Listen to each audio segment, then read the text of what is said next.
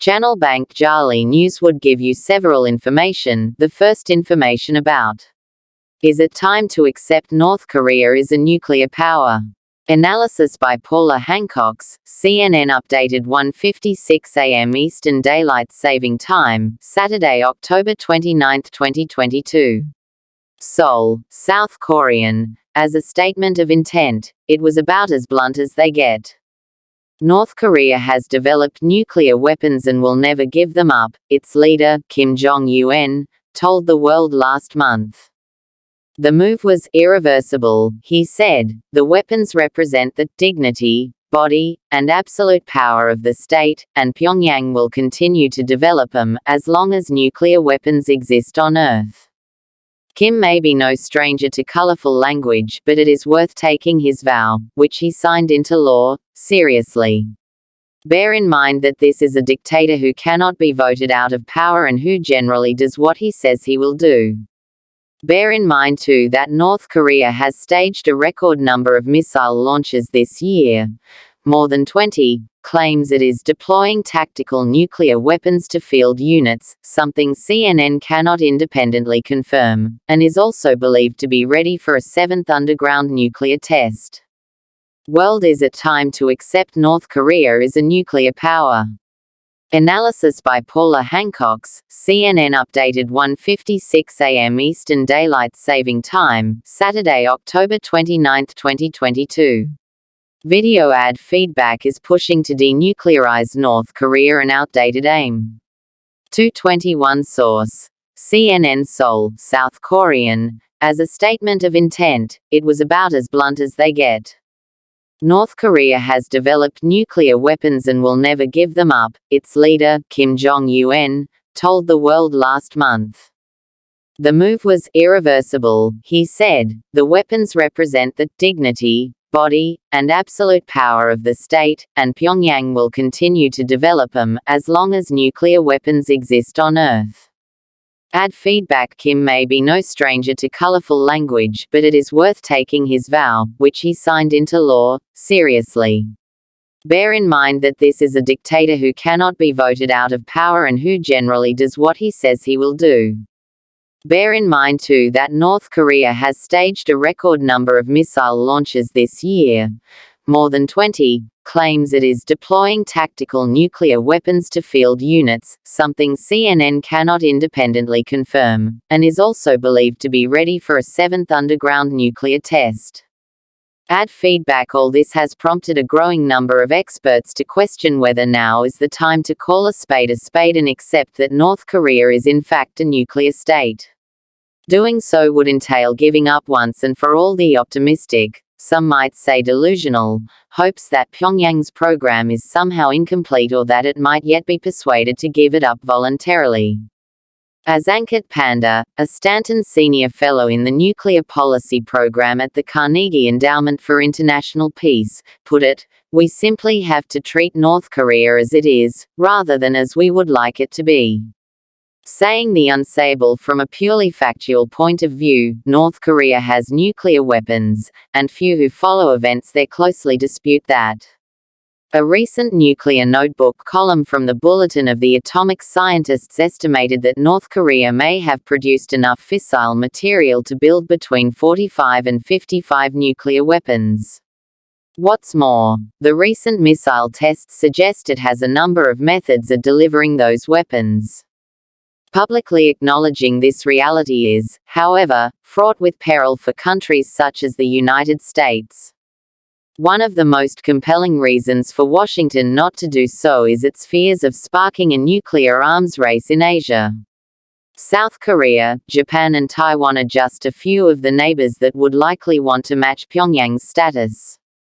But some experts say that refusing to acknowledge North Korea's nuclear prowess, in the face of increasingly obvious evidence to the contrary, does little to reassure these countries. Rather, the impression that allies have their heads in the sand may make them more nervous. Let's accept it. North Korea is a nuclear arms state, and North Korea has all necessary delivery systems including pretty efficient ICBMs, intercontinental ballistic missiles, said Andrei Lankov, a professor at Kookmin University in Seoul and a preeminent academic authority on North Korea. The Israel solution, a better approach, some suggest, might be to treat North Korea's nuclear program in a similar way to Israel's, with tacit acceptance. That's the solution favored by Jeffrey Lewis, an adjunct professor at the James Martin Center for Nonproliferation Studies at the Middlebury Institute of International Studies in Monterey. I think that the crucial step that U.S. President Joe Biden needs to take is to make clear both to himself and to the U.S. government that we are not going to get North Korea to disarm, and that is fundamentally accepting North Korea as a nuclear state. You don't necessarily need to legally recognize it, Lewis said. Both Israel and India offer examples of what the U.S. could aspire to in dealing with North Korea, he added. Israel, widely believed to have started its nuclear program in the 1960s, has always claimed nuclear ambiguity while refusing to be a party to the Nuclear Non-Proliferation Treaty, while India embraced nuclear ambiguity for decades before abandoning that policy with its 1998 nuclear test. In both of those cases, the U.S. knew those countries had the bomb, but the deal was, if you don't talk about it, if you don't make an issue out of it, if you don't cause political problems, then we're not going to respond. I think that's the same place we want to get to with North Korea, Lewis said. Denuclearization, like chasing a miracle, at present though, Washington shows no signs of abandoning its approach of hoping to persuade Pyongyang to give up its nukes. Indeed, U.S. Vice President Kamala Harris underlined it during a recent visit to the DMZ, the demilitarized zone between North and South Korea. Our shared goal, the United States and the Republic of Korea, is a complete denuclearization of the Korean peninsula, Harris said. That may be a worthy goal, but many experts see it as increasingly unrealistic. Nobody disagrees that denuclearization would be a very desirable outcome on the Korean peninsula, it's simply not a tractable one, Panda said. One problem standing in the way of denuclearization is that Kim's likely biggest priority is ensuring the survival of his regime. And if he wasn't paranoid enough already, Russia's invasion of Ukraine, in which a nuclear power has attacked a non-nuclear power, will have served as a timely reinforcement of his belief that nuclear weapons are the only reliable guarantee of security, said Lankov, from Kookmin University. Trying to convince Kim otherwise seems a non-starter, as Pyongyang has made clear it will not even consider engaging with a U.S. administration that wants to talk about denuclearization. If America wants to talk about denuclearization, North Korea is not going to talk, and if the Americans are not talking, North Korea will launch more and more missiles and better missiles, Lankov said. It's a simple choice. There is also the problem that if North Korea's increasingly concerned neighbors conclude Washington's approach is going nowhere, this might itself bring about the arms race the U.S. is so keen to avoid. Cheong Seong Chang, a senior researcher at the Sejong Institute, a Korean think tank, is among the growing number of conservative voices calling for South Korea to build its own nuclear weapons program to counter Pyongyang's.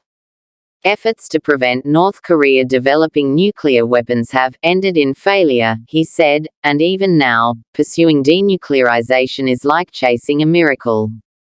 Was Trump on the right track? Still, however remote the denuclearization dream seems, there are those who say the alternative, of accepting North Korea's nuclear status, however subtly, would be a mistake. We would be basically saying to Kim Jong-un, after all of this tug-of-war and rustling, that you're just going to get what you want.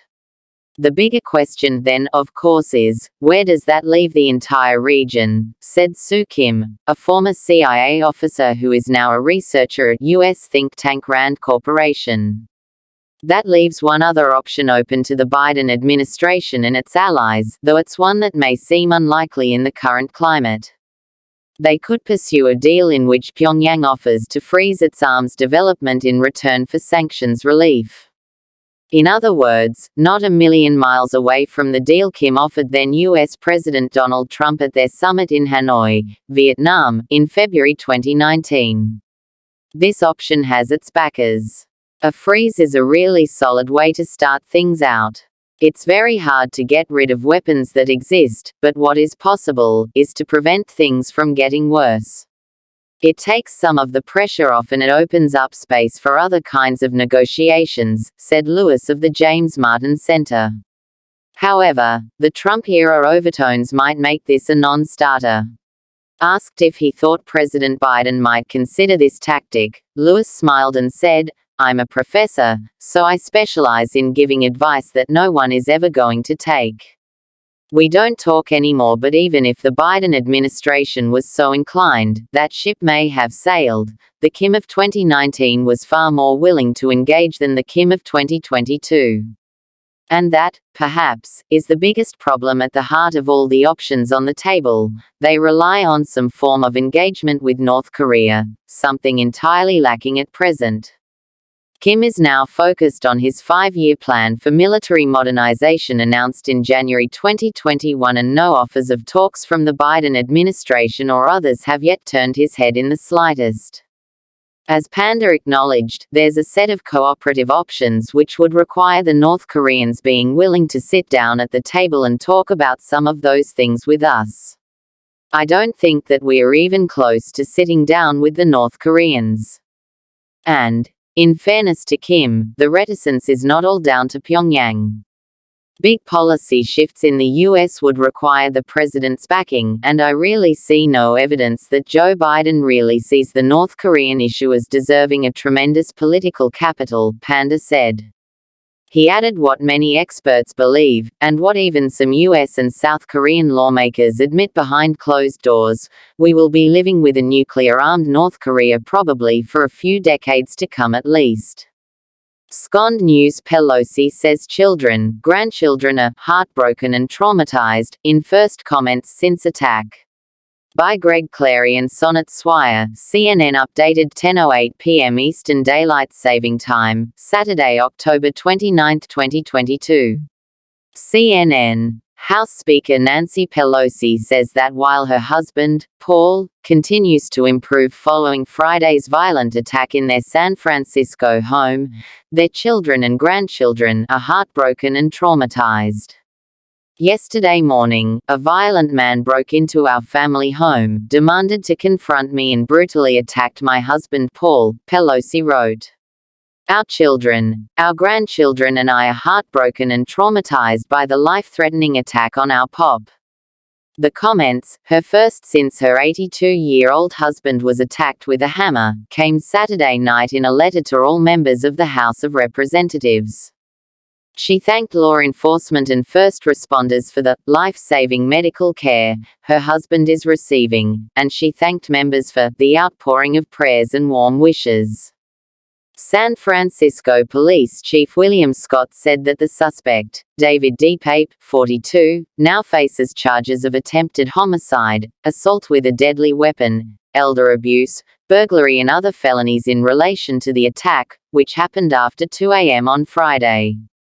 The break-in raises concerns about the safety of members of Congress and their families. Capitol Police are responsible for Nancy Pelosi's security and the security of other members of Congress, but lack the resources to protect lawmakers' families around the clock. President Joe Biden made a direct link Saturday between right-wing conspiracies and violence like the assault on Paul Pelosi, saying that talk has to stop. President Joe Biden made a direct link Saturday between right-wing conspiracies and violence like the assault on Paul Pelosi, saying that talk has to stop. D. Pape is expected to be charged with multiple felonies on Monday and arraigned Tuesday, according to San Francisco District Attorney Brooke Jenkins. CNN's Manu Raju and Kevin Liptick contributed to this report. Thank you for your attention and don't forget to like and subscribe.